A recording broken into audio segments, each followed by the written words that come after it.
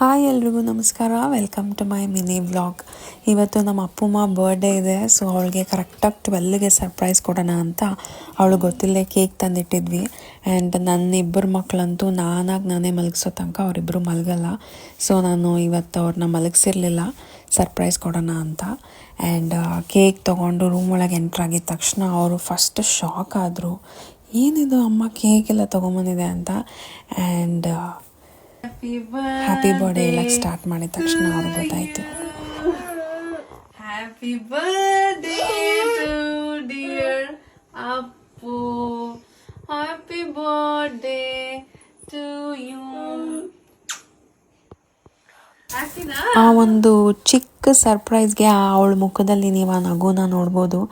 ಈ ಥರ ಒಂದು ನಗುನ ಮಕ್ಕಳ ಮುಖದಲ್ಲಿ ನೋಡಬೇಕು ಅಂತ ತಾನೇ ನಾವು ಪೇರೆಂಟ್ಸ್ ಆದವ್ರು ಅಷ್ಟು ಕಷ್ಟಪಡೋದು. ಯೂಶ್ವಲಿ ಸಮ್ ಪೇರೆಂಟ್ಸ್ ಹೆಂಗೆ ಅಂದರೆ ಒಂದು ರೇಸಲ್ಲಿ ಓಡ್ತಾ ಇರ್ತಾರೆ.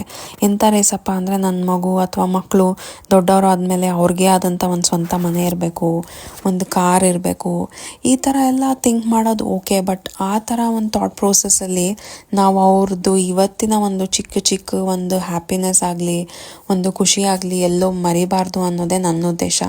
ಅದಕ್ಕೆ ಈ ವಿಡಿಯೋ ಮಾಡ್ತಾಯಿದ್ದೀನಿ.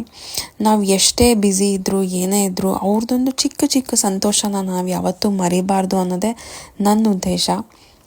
ಅವಳು ನನಗೆ ಸುಮಾರು ದಿವಸದ ಹಿಂದೆನೇ ನನಗೆ ಗ್ಲೋಯಿಂಗ್ ಬ್ಲ್ಯಾಂಕೆಟ್ ಬೇಕಮ್ಮ ಅಂತ ಹೇಳಿದ್ಲು. ನಾನು ಅದನ್ನು ಮುಂಚೆನೇ ತರಿಸಿಟ್ಟಿದ್ದೆ, ಅವಳು ಬರ್ಡೇ ದಿವಸ ಕೊಟ್ಟು ಸರ್ಪ್ರೈಸ್ ಮಾಡೋಣ ಅಂತ. ಅವ್ರು ನೋಡಿದ ತಕ್ಷಣ ತುಂಬ ಎಕ್ಸೈಟ್ ಆದರು. ಅದನ್ನೇ ನಾನು ಹೇಳ್ತಾ ಇರೋದು, ಇದೇ ಬ್ಲ್ಯಾಂಕೆಟು ನೀವು ಒಂದು 10 ವರ್ಷ ಆದಮೇಲೆ ಕೊಟ್ಟರೆ ಅವ್ರ ಮುಖದಲ್ಲಿ ಇಂಥ ಒಂದು ಇನ್ನೋಸೆಂಟ್ ನಗು, ಎಕ್ಸೈಟ್ಮೆಂಟ್ ಯಾವುದೂ ಕಾಣಲ್ಲ. ಸೊ ಆ ಟೈಮಿಗೆ ಏನು ಮಾಡಬೇಕು ನಾವು ಪೇರೆಂಟ್ಸ್ ಆಗಿ ಆ ಒಂದು ಮಕ್ಕಳಿಗೆ ಆ ಖುಷಿನ ಕೊಡಬೇಕು ಅಂತ ನಾನು ಈ ಮೂಲಕ ಎಲ್ಲರಿಗೂ ತಿಳಿಸ್ಬೇಕು ಅಂದ್ಕೊತಾ ಇದ್ದೀನಿ. ಅವರಿಬ್ಬರು ಸಿಕ್ಕಾಪಟ್ಟೆ ಖುಷಿಯಾದರು. ಸೊ ಈ ಥರ ಒಂದು ಸರ್ಪ್ರೈಸ್ ನನ್ನ ಮಗಳಿಗೆ ಕೊಟ್ಟು ನಮಗೂ ತುಂಬ ಖುಷಿ ಆಯಿತು. ಆ್ಯಂಡ್ ಈ ವ್ಲಾಗ್ ನಿಮಗೆಲ್ಲರಿಗೂ ಇಷ್ಟ ಆಗಿದೆ ಅಂದ್ಕೊತೀನಿ. ನೆಕ್ಸ್ಟ್ ವ್ಲಾಗಲ್ಲಿ ಮೀಟ್ ಮಾಡೋಣ. Until then bye, take care.